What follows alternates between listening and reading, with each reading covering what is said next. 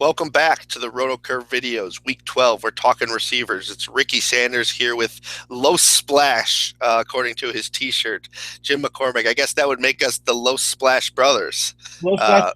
It's the Los Pollos brothers from. Is it? I've never seen the Los Splash. Yes, yeah, I love. It's Steph and Clay. There you go.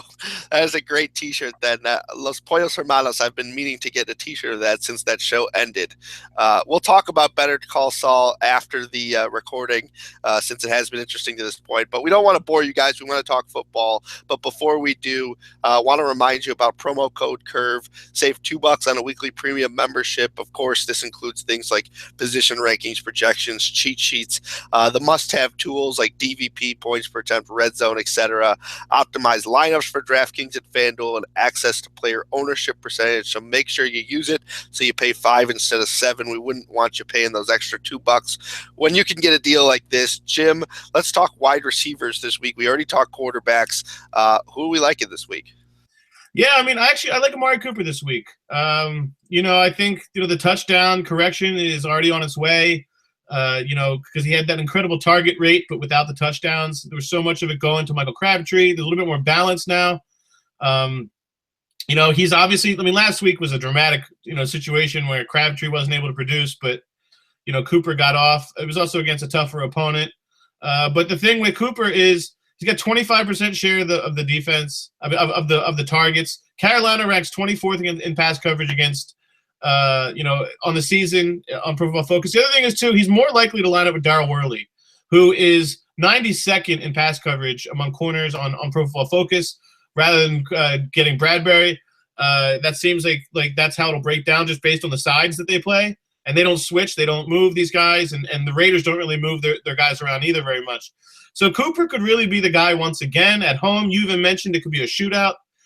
So Cooper to me in cash, you save a little bit of money from the superstar guys, even though he's really right on the borderline there, especially in these PPR formats.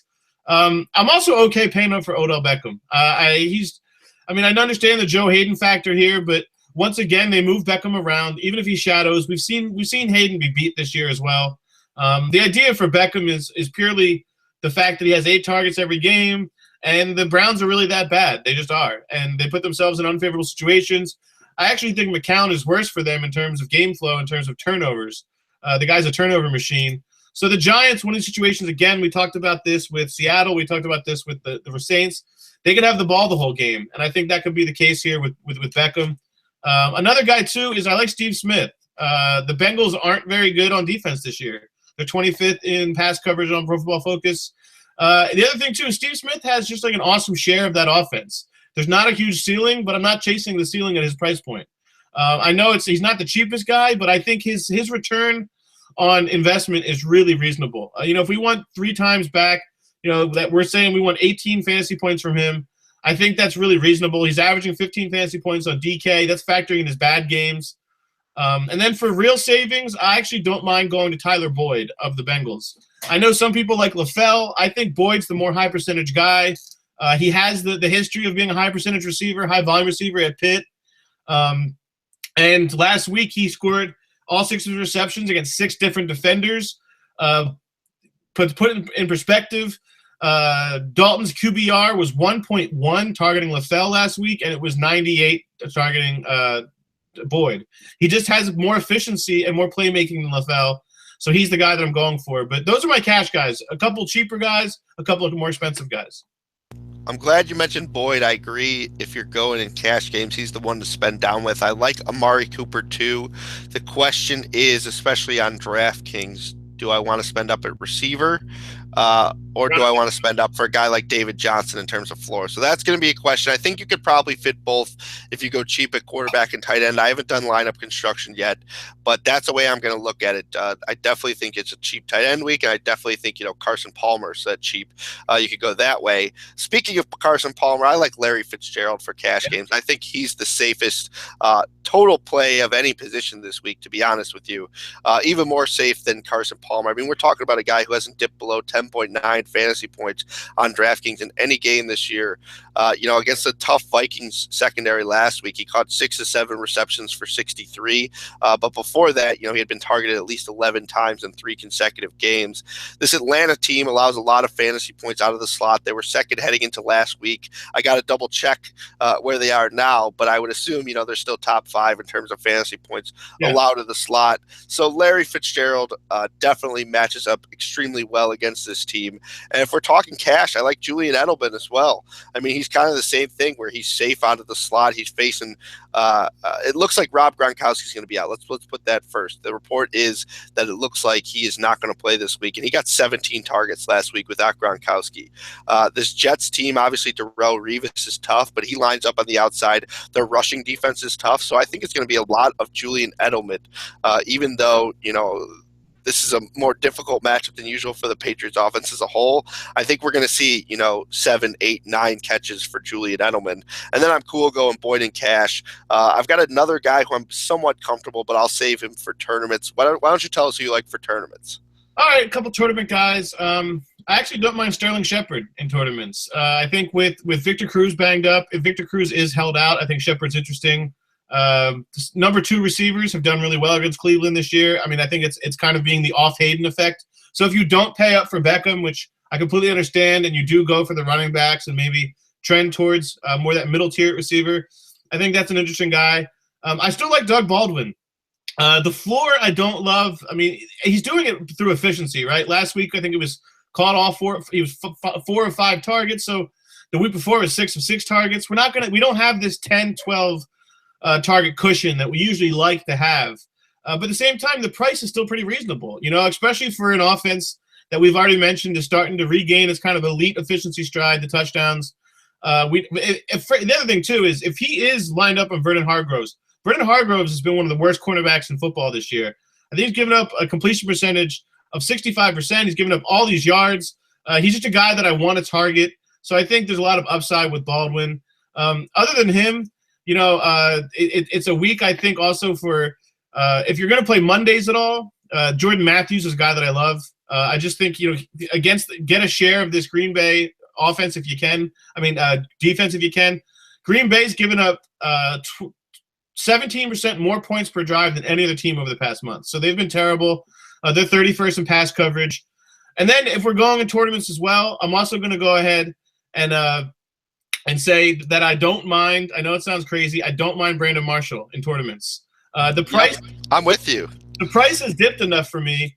And also the other thing too is just it's a game script thing. I think Angry Brady comes in, drops his 4 touchdowns, and it could just be one of these games where he compiles. I think it could be a compiling game, especially in these PPR formats. It's just a game where I think.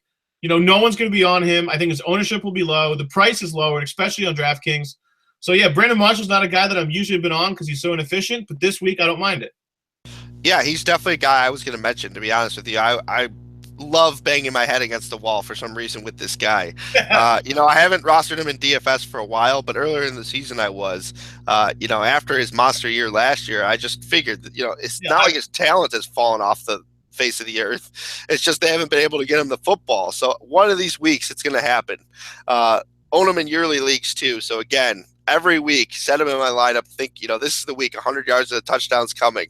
And by the third quarter, you're sitting there with your face palm. That's just how it goes with Brandon Marshall. That's why he's tournament only. All right, I'm going to put my flag down on 2 guys this week for tournaments. First one is Corey Coleman of the Cleveland Browns. 12 targets last week. I know the weather was crappy, but since he's been activated, 7, 5, and 12, I really think Josh McCown is the best thrower of the group. He may suck and the offense may suck as a whole, but I still think he's the best possible option to get the ball to all the guys, that we want him to get the ball to. I think Pryor's in play as well, but I think one of these weeks, Coleman is just so talented. It was week 2, those 5 catches for 104 yards and 2 touchdowns. I think he's got a lot more of that left in him. He got touchdowns in Baylor last year. I mean, he's a monster. Yeah, exactly. I think this is a guy who is going to sneak up on the fantasy community, and I don't want me to be one of the ones he sneaks up on.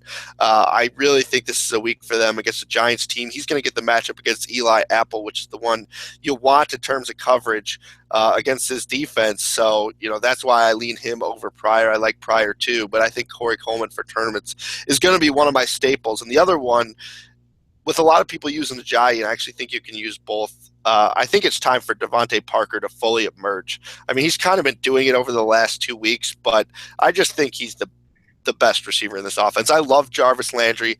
I wish they had a coordinator slash, offense. I think if he were on the Patriots, he might finish as wide receiver 1 in PPR formats, but he's not. He's on this Miami team. And over the last 2 weeks, we've seen 8 and 10 targets for Parker, 103 yards and 79. He scored a touchdown last week. Now he's facing a San Francisco team that can't guard anyone. Devontae Parker still below 5,000 on DraftKings.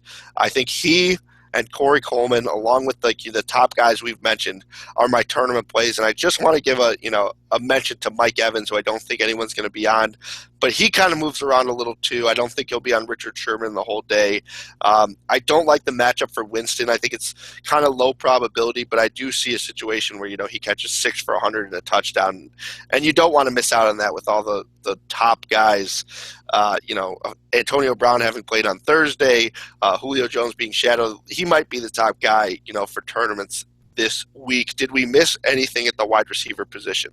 No, I think that's it. I like the Coleman pick. I think I agree with you. I mean, as much as I think McCown is a bad real quarterback, he does serve these receivers the best, especially vertically, and that's where Coleman does his damage. I mean, he led college football in touchdowns last year.